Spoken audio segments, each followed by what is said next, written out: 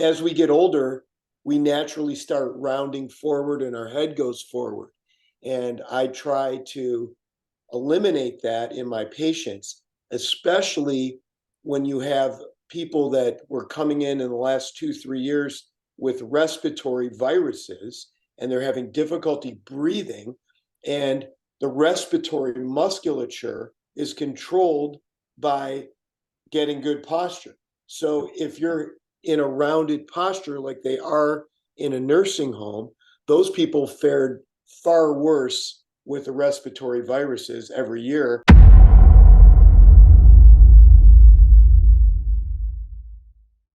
It's just like painting. You could go to paint night with your spouse and you could paint a flower with the rest of the group while you're having a glass of wine, but not everybody's a Van Gogh.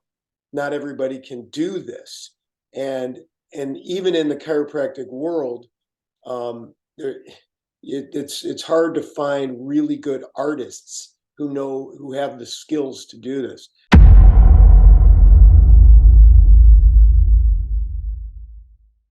So why not take something that's natural? It's a food. Turmeric root is a food. It's also it has organic saffron, bromelain, which is pineapple enzyme. It's got these great anti-inflammatory ingredients, and it's just amazing. No side effects. So why would people want to take chemicals?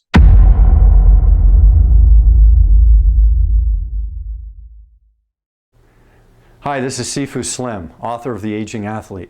In this book, you're going to get to hear about two different groups of former high-performance athletes. One group, which is made up of 90% of the former athletes, does not do physical activity on a regular basis and tends to suffer the consequences of a sedentary lifestyle. The other group, which is made up of 10% of the former athletes, is doing physical activity on a regular basis and tends to thrive through the aging process, or at least has a better chance at coping with the aging process. We could have taken these folks to a lab and done all kinds of tests on them. Instead, we slowed them down and sat them down and asked them, in their own words, to describe why they're wired the way they are, so that we all, former athletes and non-athletes, can use some of their inspirational and motivational and mindset lessons in our own lives.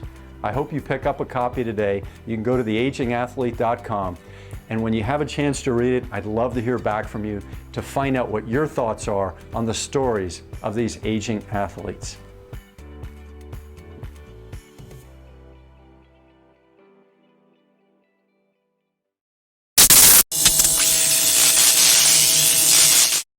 Hi there, I'm Sifu Slim, and we've got a series running right now on the body-mind connection.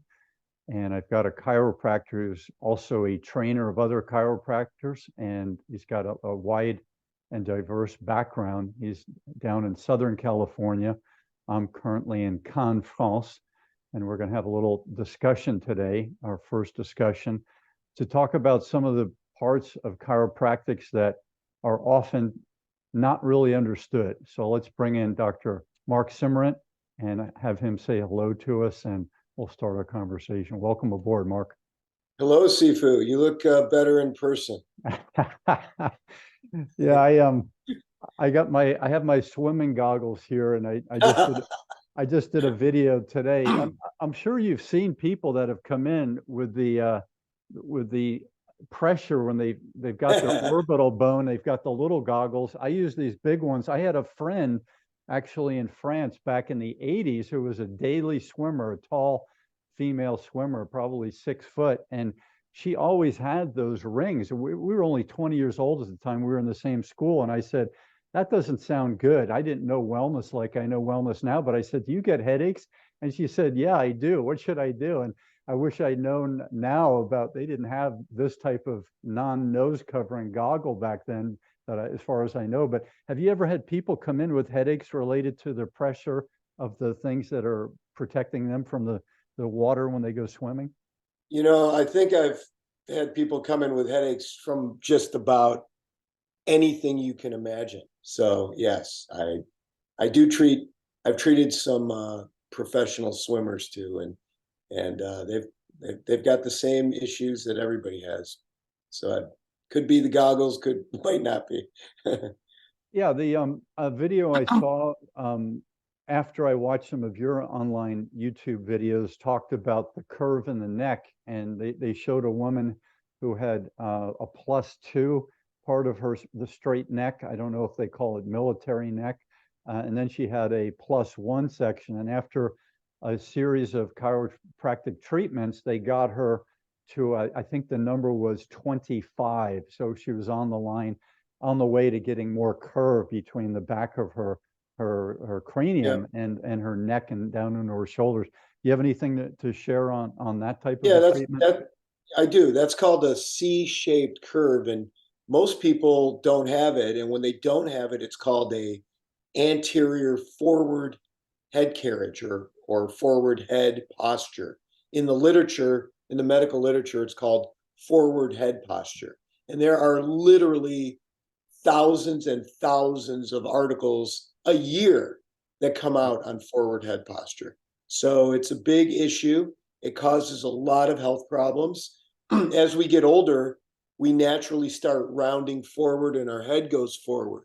And I try to eliminate that in my patients, especially when you have people that were coming in the last 2, 3 years with respiratory viruses and they're having difficulty breathing, and the respiratory musculature is controlled by getting good posture.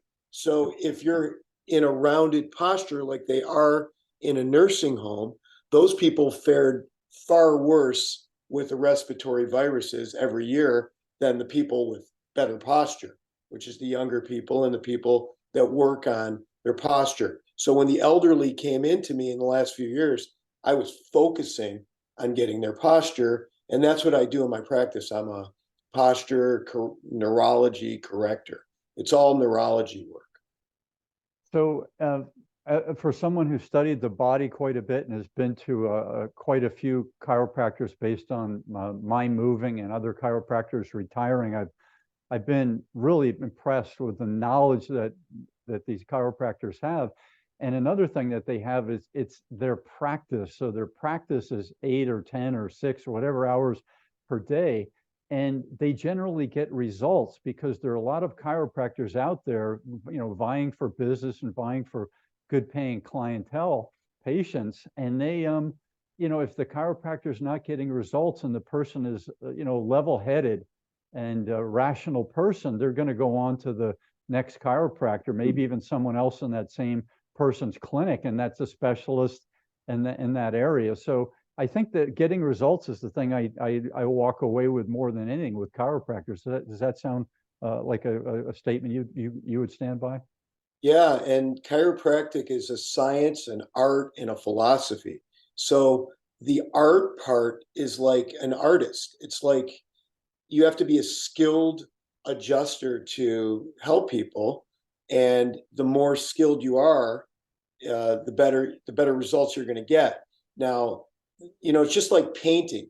You could go to paint night with your spouse, and you could paint a flower with the rest of the group while you're having a glass of wine, but not everybody's a Van Gogh. Not everybody can do this, and even in the chiropractic world, it's hard to find really good artists who have the skills to do this. So you might have to go through a few to get to the top guys or the top people that can really help you. And that's what I pride myself in doing. And I do it both manually with my hands, but I also invented a posture correction instrument and other muscle instruments that I use in my practice to help the patients get the best results, including cold lasers and all kinds of stuff we do in our office. Dr. Bill Gallivan, surgeon in Santa Barbara, orthopedic surgeon who's been a traveling doc for a number of sports teams over the last 30 plus years.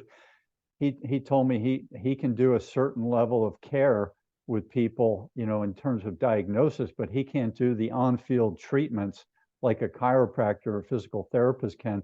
And if they're traveling along with him, he defers to them for that, on-field care to put somebody, to see if they can put somebody back in position to go back out on the field.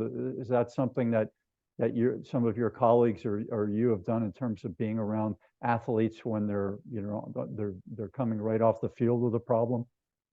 Yeah, it's like wonderful to have an on-field chiropractor, and the teams that employ that do really well.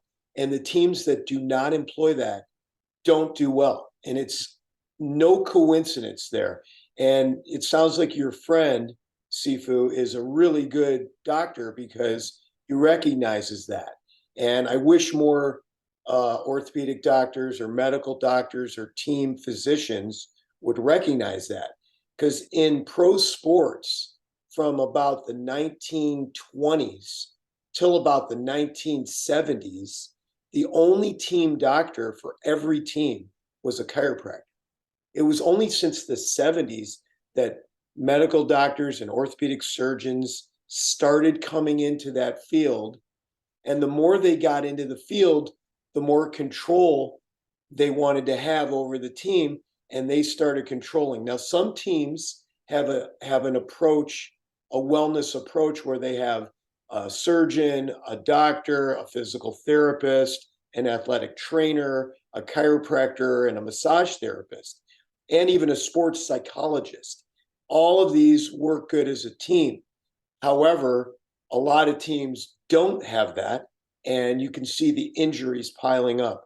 And I live here in Orange County, Southern California, and I just watch the Orange County teams like the Anaheim Ducks or the Los Angeles Angels being the two most injured teams in their relative sports. And I don't think that's a coincidence. I don't think they're utilizing the multidisciplinary approach like other teams are using. Yeah, so once we get past the ego and the turf war, we can actually get some very rational treatment where people work in concert with each other, the various therapists. I know one chiropractor in Santa Barbara. Before you go see him, he's a strong guy. He was been a weightlifter for 40 plus years. He definitely believes in fitness, but he wants you to go to his massage therapist right in the office before you see him. And that could be 30 minutes, could be an hour, depending on what you need. But that's the way he does his treatment, and he gets good results. And I can't argue with that. When I go before my chiropractic appointment, I'm not very good at relaxing my neck. So I'll come in when I've already done a workout and a stretching program, maybe some tennis ball rolling and acupressure, so that when I get to the point where if he or she needs to do something with my neck, I'm hoping that my tissue is nice and warmed up, my skeletal system is ready for it, and my brain has actually relaxed, so I'm able to receive that neck manipulation. Does that sound like a good program for me, Mark? It actually does. You know, you got to remember that the musculature is controlled by nerves, and nerves come from the brain down through the spinal cord, which goes through the spinal column, which is all the vertebral levels, and then the nerves exit and they go to the musculature. So you always want the nervous system that's controlling the musculature, the neuromusculoskeletal system, to be communicating fully with each other. Otherwise, you're going to have an issue. You're going to have problems. So it is a good idea, though, before an adjustment to get muscle work, because it'll loosen the muscles up, it'll get rid of spasms, and it'll just make the chiropractor's job a lot easier. So it is a good approach, actually. I gravitated with my last few chiropractors towards something along the lines of directional non-force DNFT, and some use the hand loaded activator with a spring, and some use a plug-in or a battery operated, looks like more like a gun activator. Are these things that you knew about 30 years ago, or Dr. Von Rumpt and these types of people, or is it more recent that you've come in contact with these things? No, actually, I did instrument adjusting as a student back in the 80s. And in the later 80s, around 1988, I was working with the Detroit Pistons when they came to the West Coast chiropractor. And I needed something that I could portably bring to the hotels when I worked on these athletes. And so that's when I came up with my own electric handheld instrument. First of all, if they're electric, they're fast enough to change neurology. Not to say that the little activator clicker is not going to do it. It does. It's just a slower instrument versus some of the electrical instruments out there. So I've been a pioneer in handheld adjusting instruments and massage tools since the late 80s. So I know a lot about that stuff, and it's really, really effective in changing neurology and communicating with the cerebellum through speed. The faster the speed of the input, the better the communication is with the proprioceptors and mechanoreceptors, and the better the cerebellum can make that change and send it back, those signals back to the musculoskeletal system. Mark, is Van Rumpt a household name in chiropractics, or only known by a select group of chiropractors? Probably a select few. Mm-hmm. It's not the household name, but it's a very positive influencer from a past generation. Got it. Yeah, my chiropractor in Santa Barbara had the occasion to spend some time with Van Rumpt over a course of a few years, and had a lot of learning gained by doing that. And I guess open mind is something I wanted to ask you about, because we've got this turf war, and let's say the controlling body that has the most clout over the 20th century and 21st century is the American Medical Association. And let's say it's a surgeon who may make a neurologist could make $100,000 a day doing that type of surgery, neurosurgeon, those types of things. And why would someone in that field with all that money have the ego or have the disbelief that things outside of their training can be beneficial to themselves and their own treatment, their kids, their wife, their family members, or their friends? Where does this turf war and this closed-mindedness come from, in your opinion, Mark? Well, I think it starts at the top, Sifu. When you're looking at the pharmaceutical industry, we're not part of that as a chiropractor. So obviously, we're probably looked at as the enemy from the top. And if we can get people better without the use of pharmaceutical products or surgeries, I think it's just economics for these guys. I mean, I treat medical doctors, I treat their families, I treat their kids. So not all of them feel this way, but in general, I have to agree with you, Sifu, that in general, there is we're not part of the,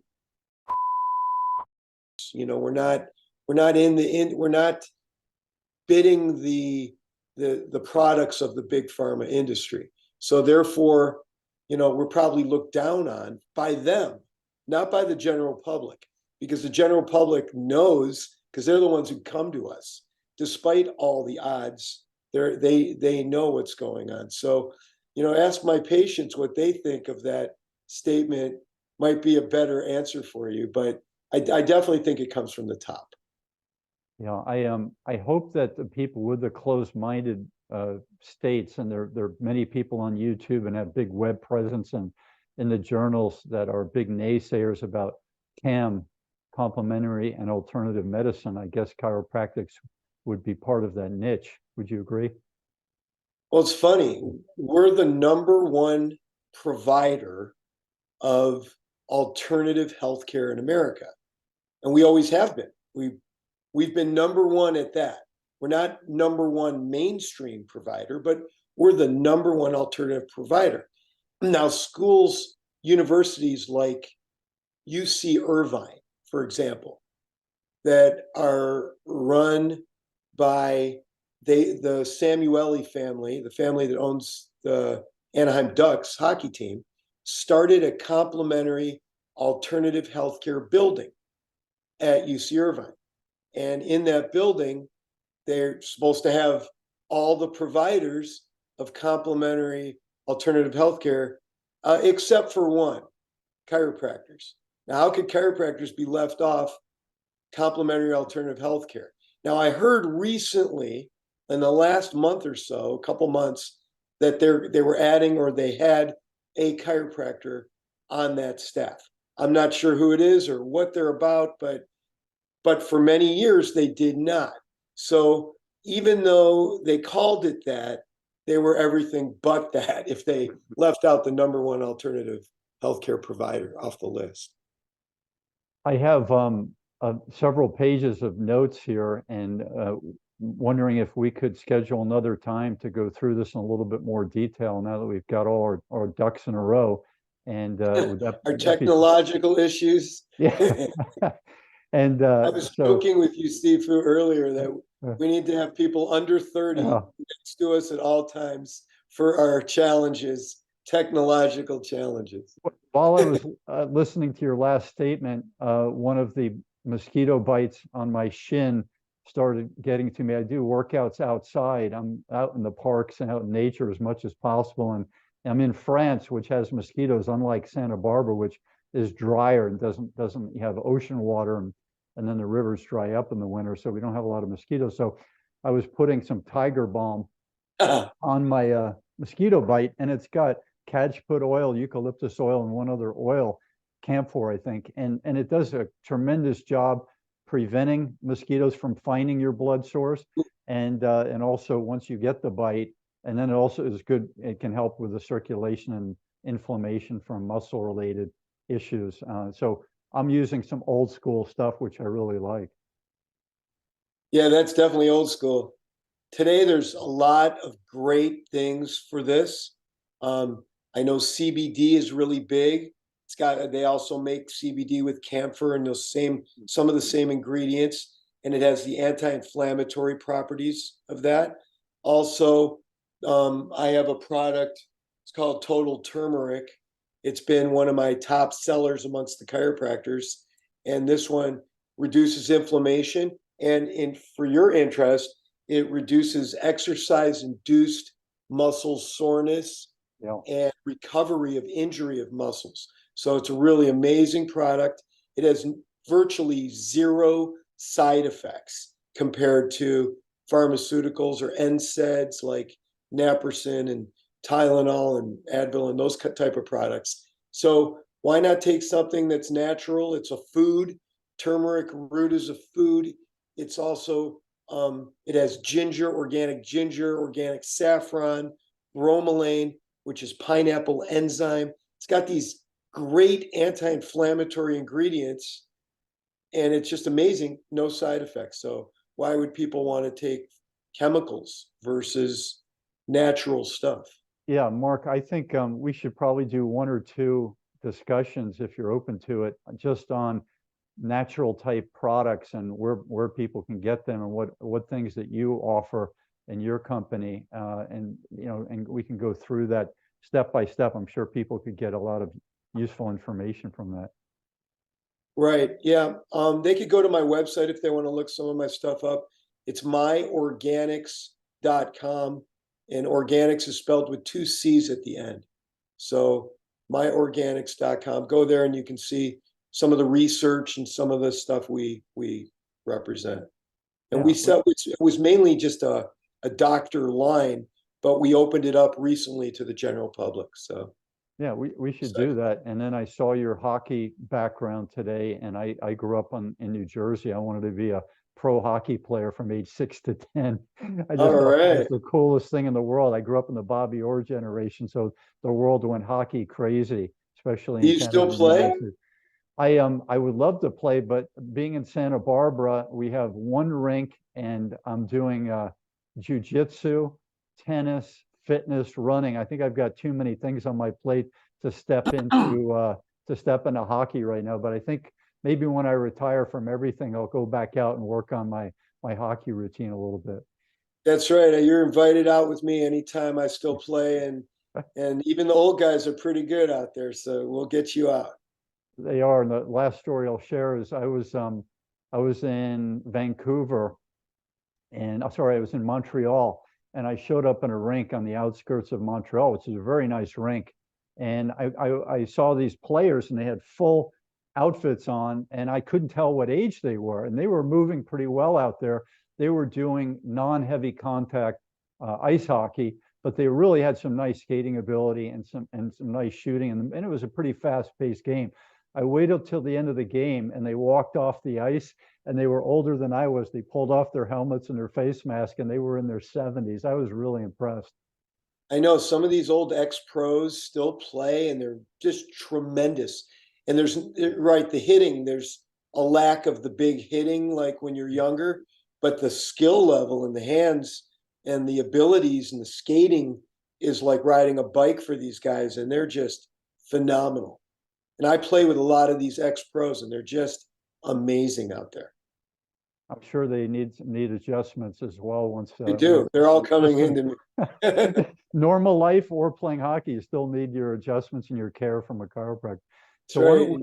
why don't we wind this down? You've given your website. I'm Sifu Slim at sifuslim.com, author of The Aging Athlete and other books. And Mark and I will regroup at a future date, and I'll send you an email. And you shared an interesting factoid in the beginning of our conversation. I'll send you a little request for a link of an article about that factoid, and we'll give people some good information in the body of the text underneath this email. But we'll say goodbye, Mark, and a pleasure to connect with you today.